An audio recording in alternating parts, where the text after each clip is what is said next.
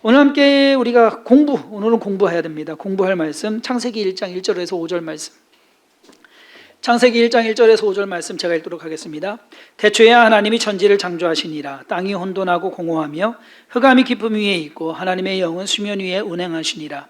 하나님이 이르시되 빛이 있으라 하시니 빛이 있었고 빛이 하나님 보시기에 좋았더라. 하나님이 빛과 어두움을 나누사 하나님이 빛을 낮이라 부르시고 어두움을 밤이라 부르시니라. 저녁이 되고 아침이 되니 이는 첫째 날이니라. 아멘. 이 말씀을 설교하려고 하는 것이 아니라 오늘은요 성경 퀴즈. 코로나19 지나오면서 지난 6월 달에 할 행사가 거의 없이 그냥 사주를 보내야 될 것 같아서 뭘 할까. 그래서 다른 교회들 쭉 하는 거 보니까는 뭐 성경 읽기, 성경 통독도 하는 교회들 많고요.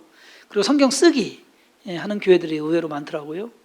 그래서 선생님들이 그거를 좀 시킬까 하다가 저는 뭐 그런 거 별로 개인적으로 그걸 하시고 그래서 성경 퀴즈 낸 것이 저에게 있어가지고 창세기를 성경 퀴즈를 이제 여러분들랑 한번 풀어보자 해서 나눠드렸습니다.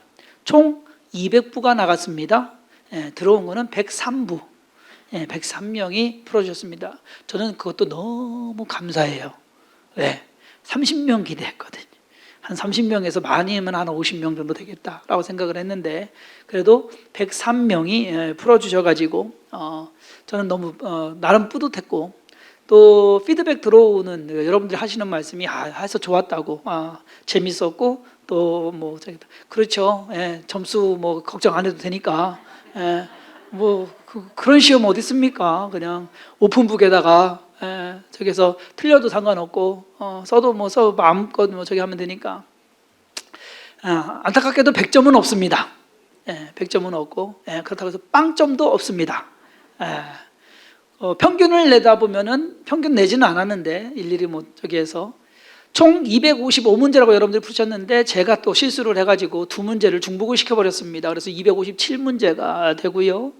257문제에서 거의 대부분 10개 내외로 틀리셨어요.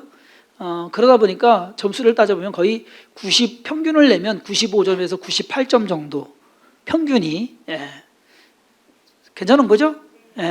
최고 점수는 2개 틀린 분이 최고 점수입니다. 2개 틀리신 분이 있습니다. 그래서 다 맞을 수도 있었을 텐데 제가 이 퀴즈 문제를 참 쉽게 냈다고 생각을 했는데 저희 집사람이 쉽긴 뭘 쉬워 어려워 왜 이렇게 꼬았어 이렇게 하더라고요. 그래서 오늘 이렇게 좀 준비를 하면서 틀린 거를 좀 찾다 보니까 내가 문제를 좀 꼬기는 했구나 생각이 들어서 뭐 어찌됐든 한번 많이 틀린 문제들을 좀 한번 집중적으로 돌아보고 안 푸신 분들도 이 기회에 한번 그냥 이렇게 오늘은 그냥 이렇게 좀 관람하는 그 저기에서 좀 들어보시고요. 만약에 혹시라도 지금이라도 문제를 풀기를 원하시는 분은 말씀해 주시기를 바랍니다. 바로 복사해서 드리겠습니다. 자, 첫 번째 하나님께서 창조하신 것을 쓰시오. 그래서 2번 문제였습니다. 첫째 날은 빛, 둘째 날은 궁창과 물을 하늘 위의 물과 하늘 아래의 물로 나뉘었다라고 되어 있습니다. 셋째 날에는 땅을 물을 모이도록 하셔가지고 땅을 나오게 하시고요. 거기에 씨 맺는 채소를 하나님께서 만드셨습니다. 식물, 쉽게 말하면 식물을 만드신 겁니다. 넷째 날에는 해와 달과 별을 만드셨고요. 다섯째 날에는 하늘에 나는 새와 바다 짐승과 물고기 구분합니다. 바다의 짐승은 어떻게 보면 좀 포유류 쪽이 아닌가, 고래와 같은. 그리고 성경을 읽다 보면 여러분 리워야단이라는 것이 나옵니다.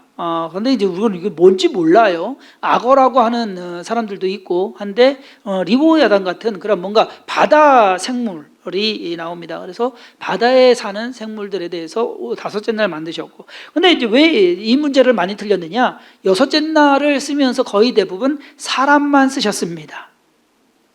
그래서 틀렸어요.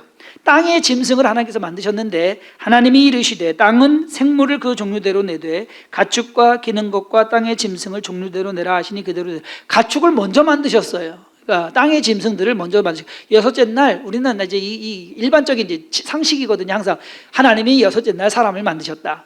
그 얘기만 하니까 볼 거 제가 이거 쭉 틀린 이유를 봤어요. 그랬더니 다른 거 아니에요. 답만 찾으셔서 그래요. 여러분들이 성경을 안 읽고 요거 답이다, 요거 답이다 해서 답만 찾으시는 바람에 문제를 틀리신 그러한 경우가 거의 대부분입니다. 하나님이 이르시되 우리의 형상을 따라 우리의 모양대로 우리가 사람을 만들고 그들로 바다의 물고기와 하늘의 새와 가축과 온 땅과 땅에 기는 모든 것을 다스리게 하자 하시고, 그래서 이것이 여섯째 날 이루어진 일입니다. 그래서 첫 번째 이제 2번부터 의외로 많이 틀렸어요. 저는 쉬울 줄 알았는데, 자, 그 다음에 말이죠. 창세기 1장에서 하나님께서 보시기에 좋았더라는 표현이 2번 나오는 날은 몇째 날인가?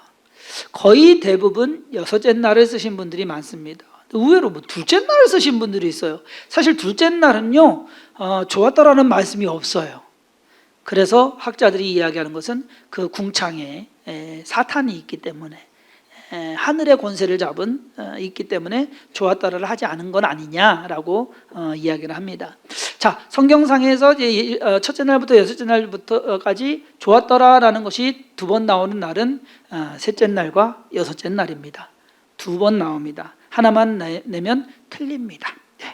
자, 셋째 날에 하나님이 뭇을 땅이라 부르시고 모인 물을 바다라 부르시니 하나님이 보시기에 좋았더라. 그러니까 바다 이렇게 만들어 놓으시고서 좋았다라고 하시고, 땅이 풀과 각기 종류대로 씨 맺는 채소와 각기 종류대로 씨 가진 열매 맺는 나무를 내니 하나님이 보시기에 좋았더라. 2번 그렇게 하신 거고요. 여섯째 날에는 하나님이 땅의 짐승을 그 종류대로 가축을 그 종류대로 땅에 기는 모든 것을 그 종류대로 만드시니 하나님이 보시기에 또 좋았더라. 자, 하나님이 지으신 그 모든 것을 보시기에 심히 좋았더라. 이제 총괄적인 이제 마지막 날 다 지으시고서 야 좋다라고 하신 것이 여섯째 날에 2번 이렇게 했습니다. 그래서 셋째 날과 여섯째 날이 답입니다. 세 번째, 아담이 아내의 말을 들어서 선악과를 먹음으로 저주를 받은 것은 무엇인가? 이 문제를 이제 많이 틀린 이유가 아담이 저주받은 것을 쓰셨어요. 그러니까 아담 때문에 저주받은 것이 뭐냐? 답은 땅입니다. 땅이 저주를 받은 거예요. 자, 그 다음에 아담에게 이르시되 내가 내 아내의 말을 듣고 내가 내게 먹지 말라 한 나무의 열매를 먹었은즉 땅은 너로 말미암아 저주를 받고 너는 평생에 수고하여 그 소산을 먹으리라. 사실 내가 흙으로 돌아갈 때까지 얼굴에 땀을 흘려야 먹을 것을 먹으리니, 요거 쓰신 분이 의외로 많아요. 내가 그것에서 취함을 입었습니다. 너는 흙이니 흙으로 돌아갈 것이니라 하시니라. 만약에 이제 문제를 잘못 내서 애매하게 냈습니다라고 따지시면 제가 뭐 이렇게 저기 하겠지만은, 그건 출제자의 권위입니다. 따지지 마시고, 좀 시비가 될 만한 것은 다 동그라미 쳐드렸습니다. 그러니까 여러분들 자, 그 다음에 데라가 갈대아에 있네 우르를 떠날 때에 데리고 가지 않은 사람은 누구? 데라가 누구예요? 아브라함의 아버지 이름이 데라입니다. 데라가 갈대아우를, 아브라함이 떠난 것 같지만 사실 처음에 갈대아우를 떠날 때는 데라가 같이 떠나갑니다. 그런데 누굴까? 답은, 저는 이제 저도 나홀만 생각을 했는데 우리 전도사님이 아니래요. 더 있대요. 그래서 쭉 찾아보니까 나홀과 밀가와 이스가를 같이 포함을 해야 됩니다. 뭐 밀가만 썼어도, 나홀만 썼어도 다 맞았다고 해드렸어요. 왜? 출제자가 그렇게 생각을 했었기 때문에. 그래서 나홀, 밀가, 이스가 왜 이럴까? 자, 그러니까 보면은 아브람과 나홀이 장가들었으니 아브람의 아내의 이름은 사레이며, 우리가 알듯이 나홀의 아내의 이름은 밀가니 하란의 딸이요 하란은 밀가의 아버지이며 또 이스가의 아버지더라. 그러면 밀가와 이스가는 뭐 남매거나 아니면 자매거나 그렇다는 거거든요. 데라가 그 아들 아브람과 하란의 아들인 그의 손자 롯과 그의 며느리 아브람의 아내 사레를 데리고, 그러니까 롯과 아브람과 사레 셋을 데리고서 데라가 간 거예요. 나머지 사람들은, 이 말씀에서 나머지 사람들은 이름은 빠져야 되는 겁니다. 자, 그랬을 때 가계도를 쫙 보면 데라가 아브람과 나홀과 하란을 낳습니다. 그래서 아브람의 아내는 사레고 나홀의 아내는 밀가입니다. 그런데 이 밀가가 누구냐? 하란의 딸이에요. 그래서 하란이 롯과 밀가와 이스가를 낳습니다. 그랬을 때 밀가가 말하자면 삼촌 나홀과 결혼한 거예요. 그랬더니 나중에 문제 나왔죠. 밀가와 롯과 밀가는 어떤 사이냐? 그랬더니 숙모, 조카. 그런데 성경을 잘 읽어보면 아니거든요. 밀가와 롯은 남매 사이입니다. 이해 안 되시는 표정이신데? 이해 안 되세요? 이해되죠? 남매 사이인 거? 네. 뭐 삼촌 조카 사이 아니에요. 숙모 조카 사이 아니에요. 남매 사이가 맞습니다.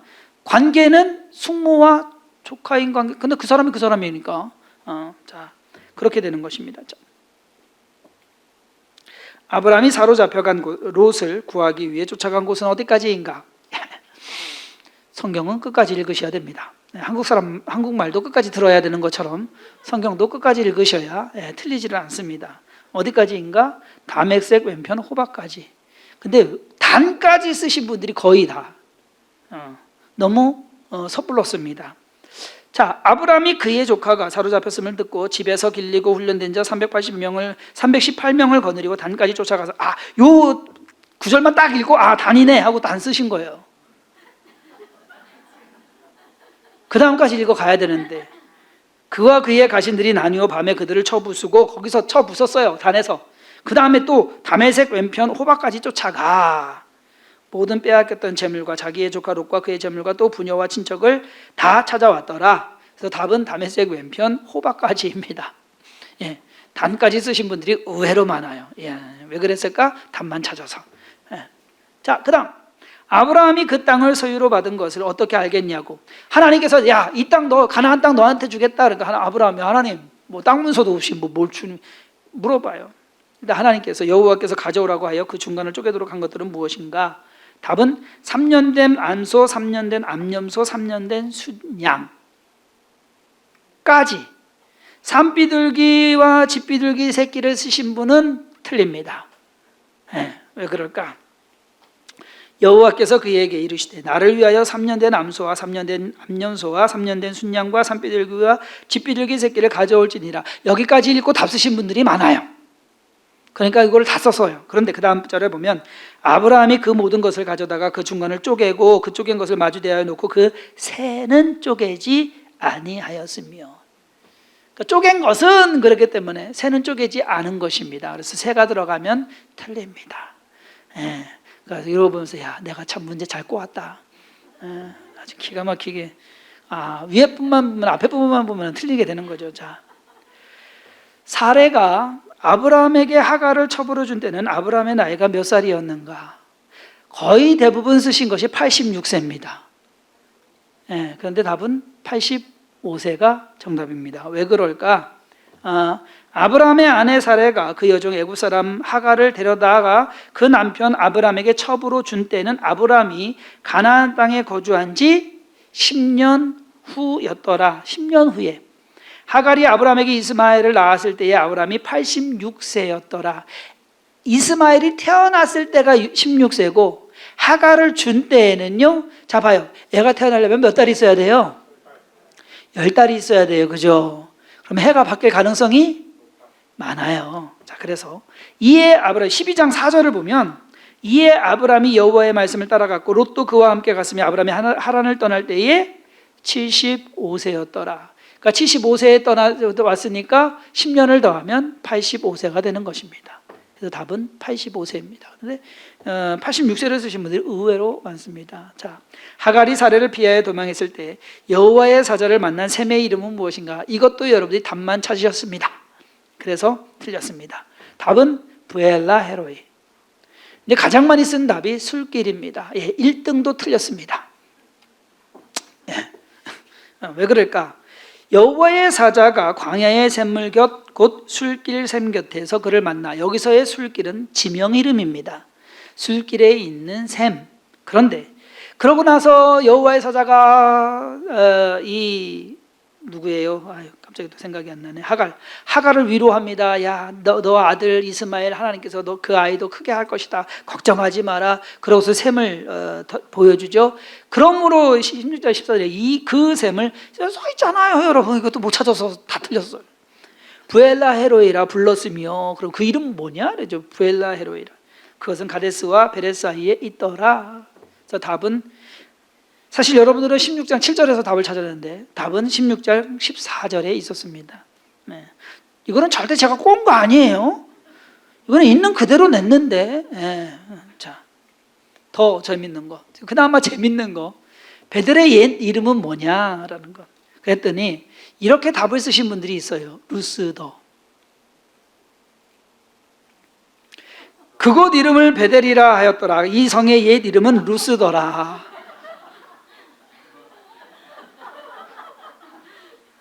루스 끝.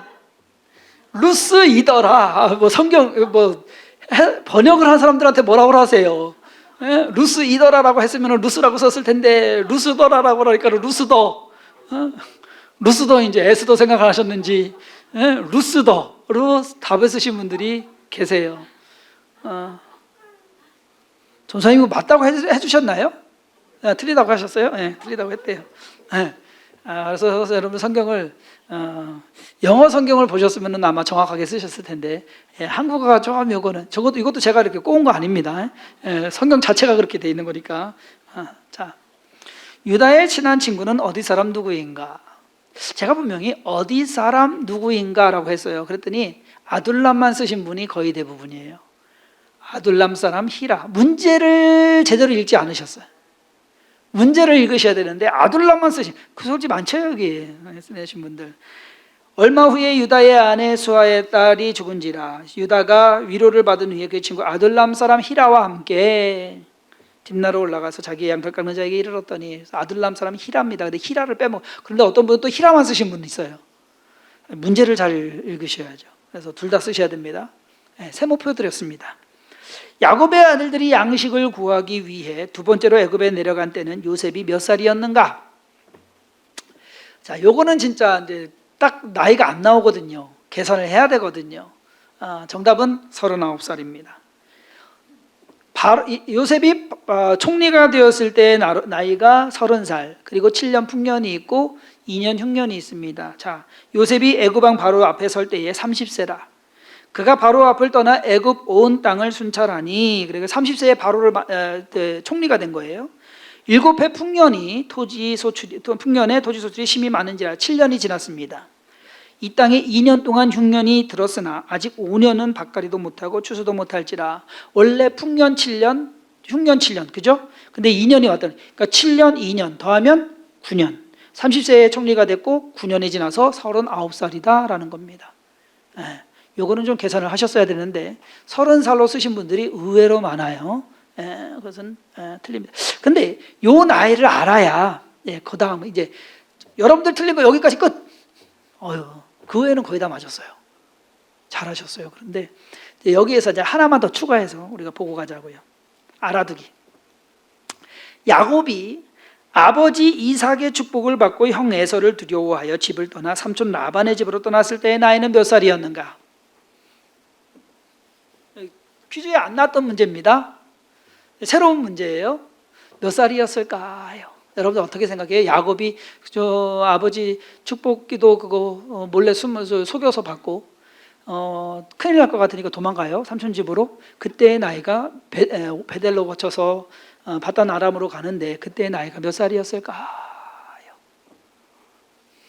정답은 77세입니다. 훨씬 젊었을 거라고 생각하시죠? 20대나 30대. 뭐 많이 먹었어야 한 40대. 그런데 77세입니다. 왜? 자, 야곱이 바로를 만났을 때 그때의 나이가 창세기 47장 9절에 의하면 내 나이가 세월이 130년입니다 라고 야곱이 이야기합니다.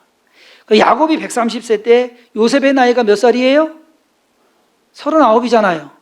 39살이에요. 그러면 야곱이 130세 때 요셉이 39. 그러면 39을 빼면 91세인데 그럼 요셉이 태어난 때가 나옵니다. 성경 기록에 30장 25절에 삼촌과 계약을 맺을 때 14년이 지나고 나서 7년 라헬을 위해서 일했어요. 그런데 속았어요. 또다시 7년을 일했어요. 14년을 일했어요. 그러고 났더니 남은 것은 처자식만 남아있어요. 자기 재산은 하나도 없고 그래가지고서 삼촌 라반한테 나 갈래요 그럽니다. 떠나갈래요? 그랬더니 삼촌이 살살 꼬셔가지고서 야, 더 일해라. 그래서 계약을 맺죠.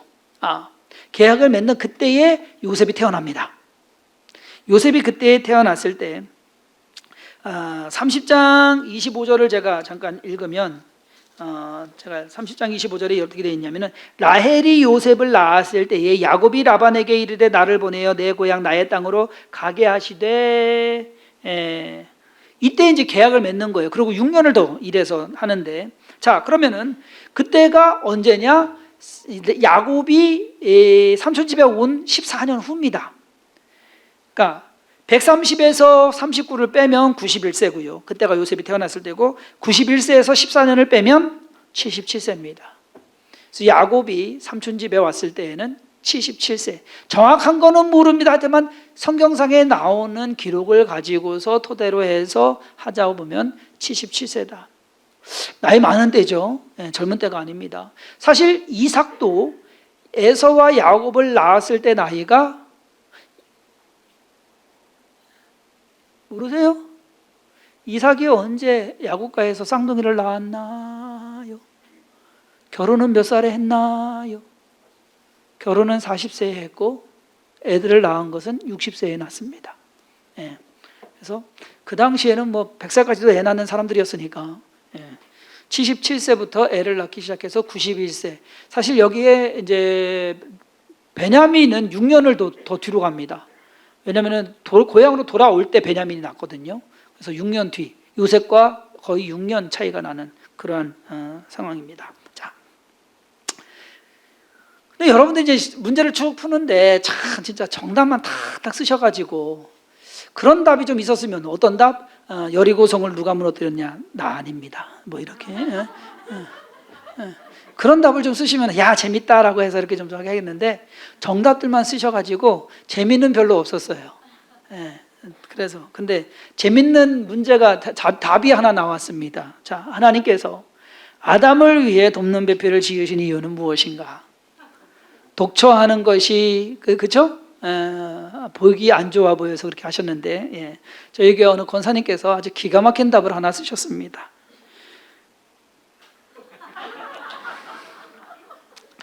남자는 불안한 존재, 여자도 남자 없이는 무의미한 존재임을 깨닫게 해줌. 어쩌면 이게 확 와닿는 그러한 답이 아닐까 하는 생각입니다. 자, 총평을 하면 6월 달에 성경 퀴즈 하면서 나름 좋았습니다. 여러분들 저기 해가지고서 같이 동참해 주셔서 감사했고요.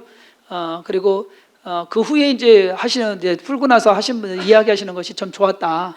그래도 좋은 시간이었다고, 재미도 있었고, 그리고 그동안 성경을 내가 안다고 생각을 했는데 또 다른 이제 관점에서 보는 거거든요. 그냥 읽는 거하고 문제를 풀어가면서 보는 거하고는 또 다른 거니까 모르던 것을 또 알게 되었고, 그리고 어쨌든 평은 좀 대체적으로 좋습니다. 그래서 감사하고요. 저도 이제 만족하고, 그래서 제가 처음에 이제 소정의 상품을 드리겠습니다라고 해서 상품을 드렸을 때 여러분들 딱 받으셨을 때 거기 10,000원 안 들었겠지 생각하셨죠? 그래서 그랬을 것 같아요. 그래서 이제 문제는 뭐냐면 다음에 또 하자는 얘기가 이제 막 나오는데, 지금 봐서 이제 가을에 한 번 더 할까 생각이 되는데, 그러면 이제 그때는 전교인이 다 하실 것 같아. 벌써 액수를 알아버렸거든. 그래서 지금 저는 이제 지금부터 그거 고민할 거예요.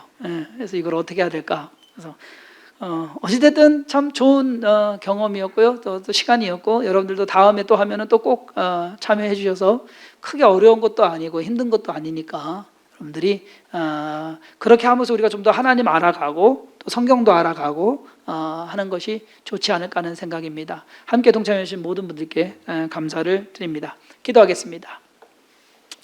하나님 감사합니다. 오늘도 우리로 하여금 하나님을 알게 하시고 우리가 하나님을 알아감으로써 그것이 우리에게 힘이 됩니다.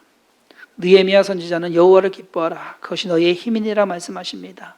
하나님 안에서 만족을 얻고 하나님께서 모든 것 주관하고 인도해 가신다는 사실 가운데서 우리가 두려워하지 않게 하시며, 또 코로나19로 우리가 무언가 제약이 되고 제한되는 이 상황 속에서 하나님 안에서 거하며 그 안에서 기뻐할 수 있는 것, 그것이 은혜입니다. 그것이 축복입니다. 그것을 늘 기억하게 하시고 그것을 늘 감사하는 우리의 삶이 되게 하여 주옵소서. 예수님의 이름으로 기도했사옵나이다. 아멘.